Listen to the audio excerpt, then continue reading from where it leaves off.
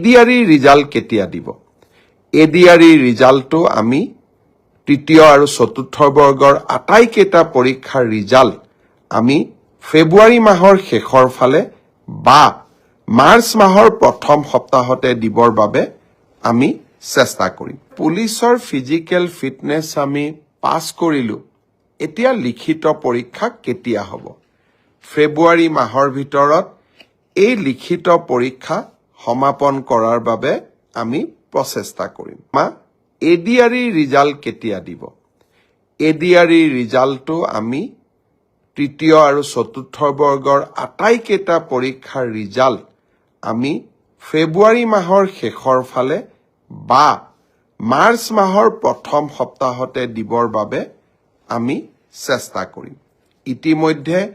এই গোটেই প্ৰচেষ্টাবোৰ আৰম্ভ হৈছে আৰু আমাৰ প্ৰচেষ্টা হ'ব যে নিৰ্ধাৰিত সময়ত এইবাৰ আমি প্ৰতিশ্ৰুতি দিয়া অনুসৰি 30,000 নিযুক্তি আমি যাতে সমাপন কৰিব পাৰো যে পুলিচৰ ফিজিক্যাল ফিটনেস আমি পাছ কৰিলো এতিয়া লিখিত পৰীক্ষা কেতিয়া হ'ব ফেব্ৰুৱাৰী মাহৰ ভিতৰত এই লিখিত পৰীক্ষা সমাপন কৰাৰ বাবে আমি প্ৰচেষ্টা কৰিম বহুত ল'ৰা ছোৱালীয়ে সুধিছে যে মুখ্যমন্ত্ৰীৰ আত্মনিৰ্ভৰ অসম অভিযানৰ দ্বিতীয় পৰ্যায়ৰ আবেদনৰ প্ৰক্ৰিয়া কেতিয়া আৰম্ভ হ'ব শ্ৰদ্ধা যুৱক যুৱতী বন্ধু বান্ধৱীসকল মুখ্যমন্ত্ৰীৰ আত্মনিৰ্ভৰ অসম আঁচনিৰ জৰিয়তে আমি যুৱক যুৱতীসকলক ব্যৱসায় কৰিবৰ বাবে উদ্যোগ কৰিবৰ বাবে 2 লাখ টকা আগবঢ়াম আৰু যিসকলে MBBS ইঞ্জিনিয়াৰিং পাছ কৰিছে তেওঁলোকক আমি 5 লাখ টকা আগবঢ়াম যোৱাবাৰ আমি 25,000 যুৱক যুৱতীক ইতিমধ্যে 1 লাখ টকাকৈ আগবঢ়াইছো আৰু তেওঁলোকৰ গোটেই ব্যৱসায় উদ্যোগ কেনেকৈ চলিছে তাক সৰজমিন ভাৱে তদন্ত কৰাৰ পিছত 2025 চনত তেওঁলোকক আমি আৰু 1 লাখ টকা দিবৰ বাবে চেষ্টা কৰিম এতিয়া হৈছে নতুনকৈ আবেদন কৰা ইতিমধ্যে 1,54,000 যুৱক যুৱতীয়ে নতুনকৈ এই আত্মনিৰ্ভৰ অভিযানৰ বাবে আবেদন কৰিছে এই বছৰ আমি 75,000 যুৱকক 1 লাখ টকা প্ৰথম কিস্তিত দ্বিতীয় কিস্তিত 1 লাখ টকাকৈ আগবঢ়াম ইতিমধ্যে যি 1,54,000 যুৱক যুৱতীয়ে পঞ্জীয়ন সমাপ্ত কৰিলে এতিয়া তেওঁলোকৰ বাবে আবেদনৰ সময় আৰু তেওঁলোকে অহা 1 জানুৱাৰীৰ পৰা আবেদন কৰাৰ সুবিধা পাব 1 তাৰিখে অহা 1 জানুৱাৰী তাৰিখে আমি এই আবেদনৰ পোৰ্টেলটো মুকলি কৰি দিম মিউচুৱেল ট্ৰান্সফাৰৰ পোৰ্টেলো মুকলি হ'ব আৰু সমান্তৰালভাৱে মুখ্যমন্ত্ৰীৰ আত্মনিৰ্ভৰ অভিযানৰ আবেদনৰ পোৰ্টেলো আমি 1 জানুৱাৰী তাৰিখে মুকলি কৰি দিম ইয়াৰ পিছত আৰু এটা বিশেষ কথা মই আপোনালোকক জনাব খুজিছো লখিমপুৰৰ কেবিনেটত আমি এটা বিশেষ ঘোষণা কৰিছিলো যে ষ্টেট বেংক অফ ইণ্ডিয়া আৰু অসম চৰকাৰৰ মাজত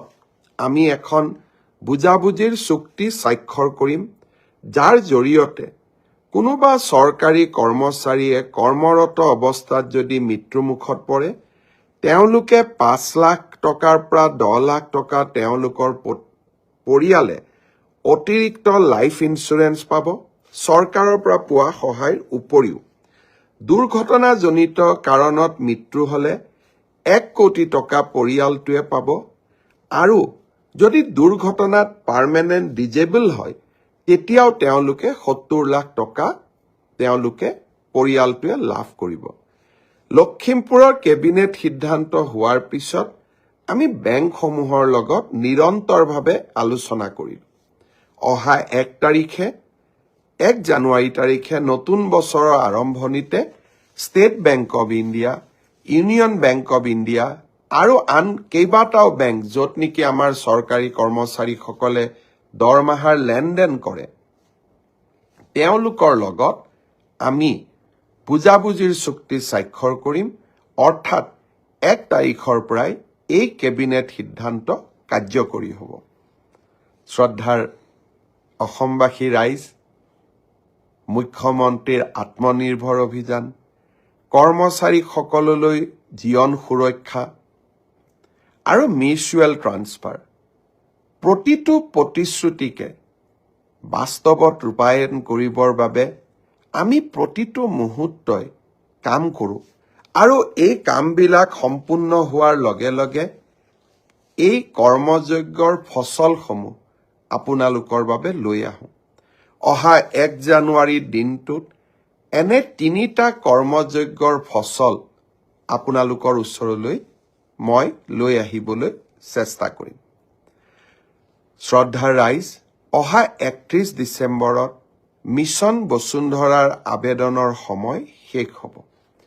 এইবাৰ মিছন বসুন্ধৰাত আমি চেষ্টা কৰিছোঁ যাতে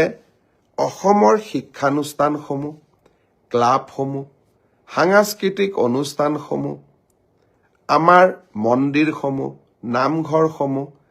এওঁলোকে যাতে য'ত আমাৰ এই অনুষ্ঠানবোৰ আছে,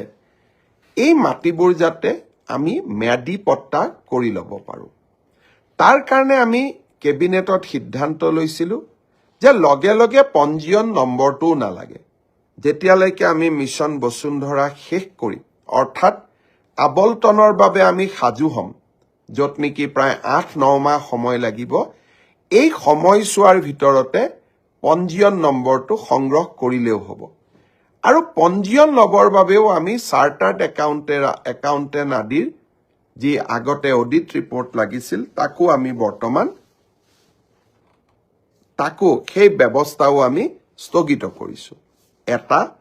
পঞ্জীয়ন লাভ কৰাৰ নিয়ম আমি সহজলব্ধ কৰিছোঁ আৰু পঞ্জীয়ন পিছত কৰিলেও আবেদন কৰাৰ ৰাস্তাও আমি খুলি দিছোঁ। মই সামাজিক অনুষ্ঠানসমূহক এইবাৰ মিছন বসুন্ধৰাত অহা 31 ডিচেম্বৰৰ